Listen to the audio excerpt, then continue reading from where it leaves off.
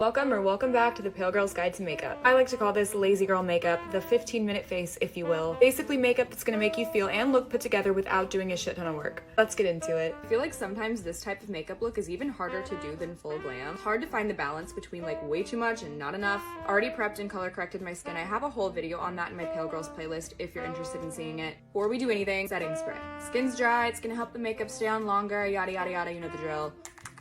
For brows, most days I like to throw on a little gel and call it a day. Don't really like messing with them too much. My right one always looks better than my left one, and that really upsets me. So honestly, the less that I have to do, the better. Difference a little bit of brow gel makes. It takes very little effort, but it makes you look like you know what you're doing and that you actually tried. It's the goal, babe. That's always the goal. Have redness, breakouts, whatever it is that you're trying to cover up. I like to spot conceal before I go in with foundation. The Kosas concealer in the shade 0.5.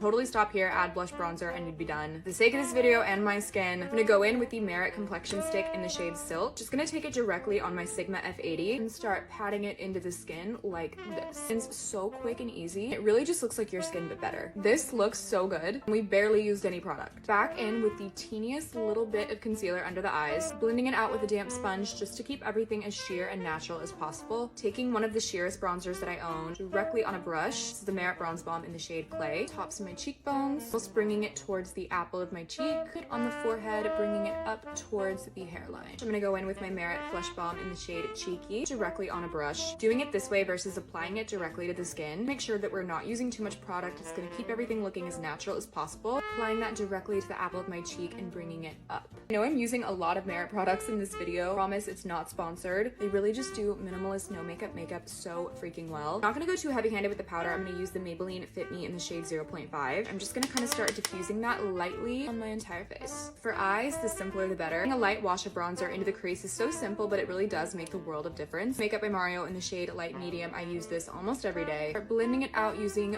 windshield wiper motions. It ties everything together without looking like you're doing the most. This is a step I refuse to skip no matter what look I'm doing. Hairdryer works too. This is just ingrained in my routine at this point. Go in with my Redhead Revolution mascara. Have it in the shade Genuine Ginger. Really just mainly focusing it on the outer corners. A little bit of the Milani Fruit Fetish lip oil, shade 120 Strawberry Melon, for a little bit of hydration and pop of color.